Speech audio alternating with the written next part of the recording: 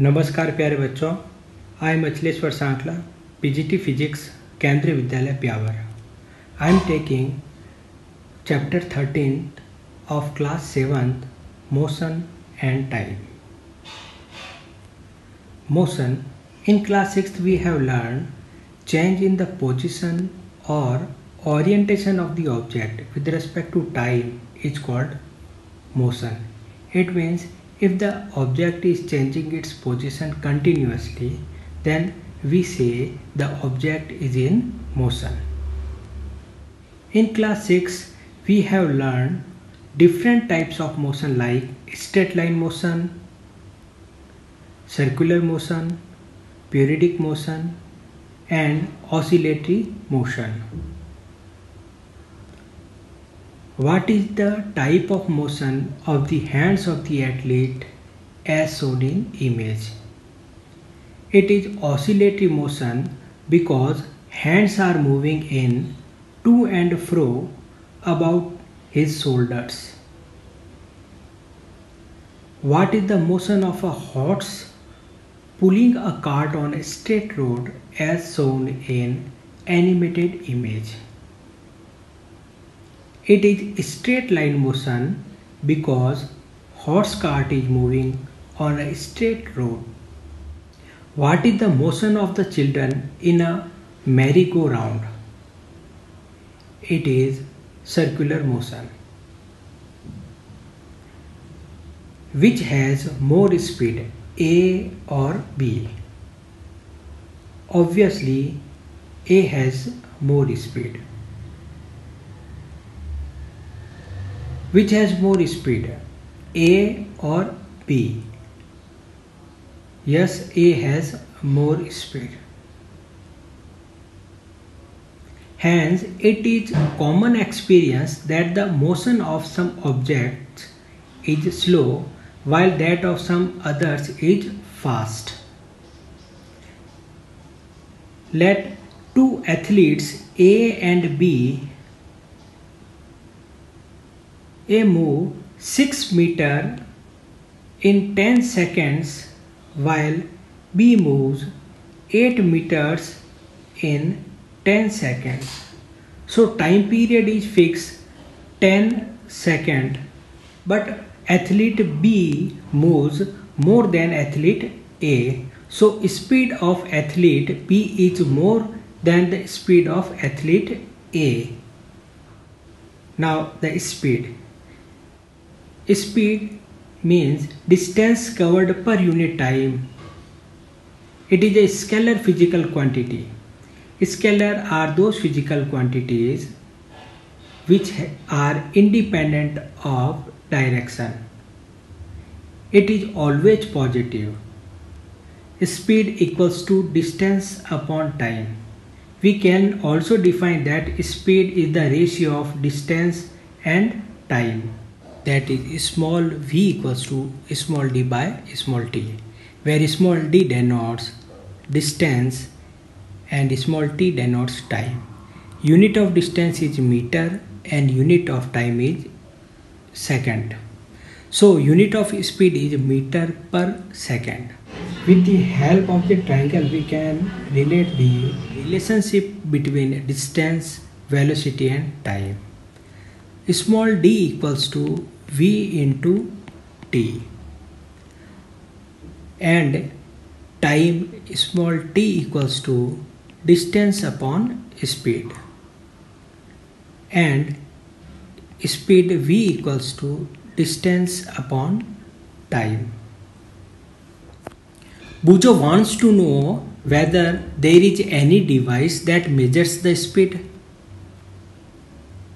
You might have seen a meter fitted on the top of a scooter or a motorcycle. Similarly, meters can be seen on the dashboard of cars, buses and other vehicles. Figure shows the dashboard of a car. Note that any of the meter has kilometer per hour written at the corners. This is called a speedometer. It records the speed directly in kilometer per hour. There is also another meter that measures the distance moved by the vehicle. This meter is called odometer. It measures the distance. Conversion of unit of speed from meter per second to kilometer per hour. We know that 1 kilometer per hour.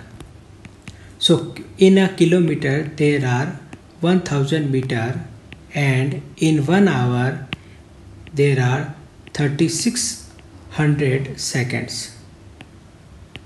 So we get 10 by 36 meter per second, and after solving this we get 5 by 18 meter per second.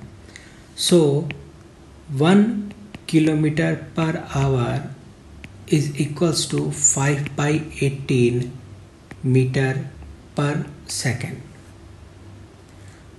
Therefore, if we want to convert 1 meter per second, so we will write 18 by 5 kilometer per hour. For example, 10 meter per second equals to 10 into 18 by 5. So it is 36 kilometer per hour. At constant time, speed is directly proportional to distance. Let the two athletes A and B are moving in a constant time, that is in 10 seconds. A covers 6 meter distance while B covers 12 meter distance. So speed of athlete B is more while athlete A is slower. At constant distance, speed is inversely proportional to time.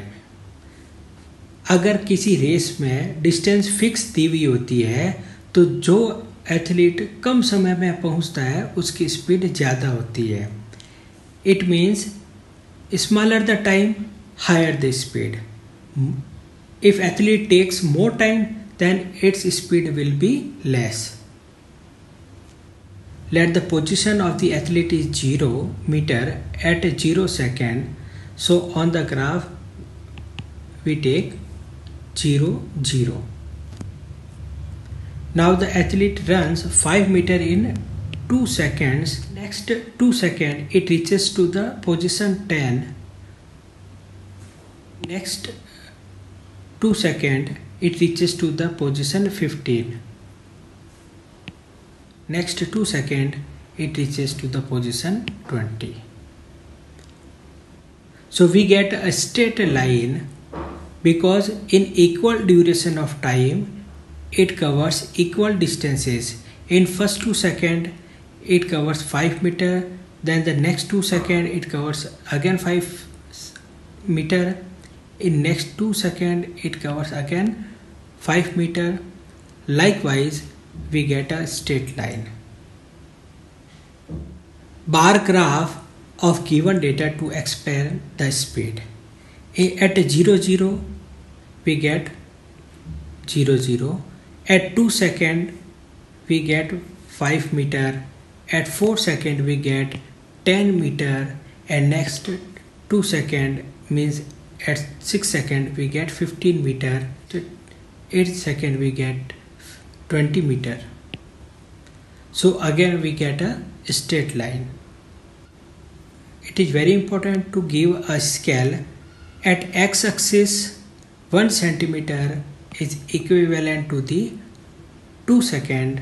At y-axis 1 centimeter equals to 5 meter.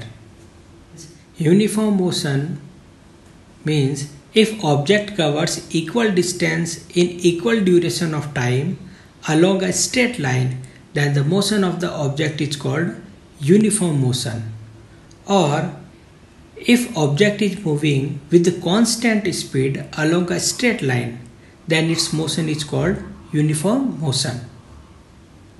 For the uniform motion, graph between speed and time is straight line.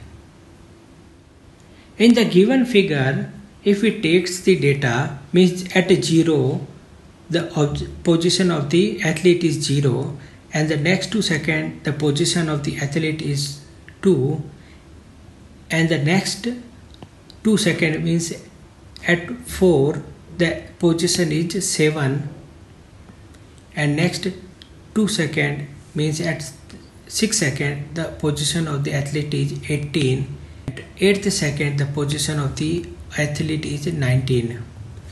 So the graph between distance and time is non-linear, therefore it is a non-uniform motion. If the speed of the object along a straight line is changing, then its motion is called non-uniform. For the non-uniform motion, graph between speed and time is non-linear. Measurement of time. If you did not have a clock, how would you decide what time of the day it is? Have you ever wondered how our elders could tell the approximate time of the day by just looking at shadows? How do we measure time interval of a month, a year? Our ancestors noticed that many events in nature repeat themselves after definite interval of time. For example, they found that the sun rises every day in the morning. The time between one sunrise and the next was called a day. Similarly, a month was measured from one new moon to the next. A year was fixed as the time taken by the earth to complete one revolution of the sun. Often we need to measure intervals of time which are much shorter than a day. Clocks or watches are perhaps the most common time measuring devices. Have you ever wondered how clocks and watches measure time? The working of clock is complex, but all of them make use of some periodic motion. One of the most well-known periodic motions is that of a simple pendulum. I am showing you how pendulum works.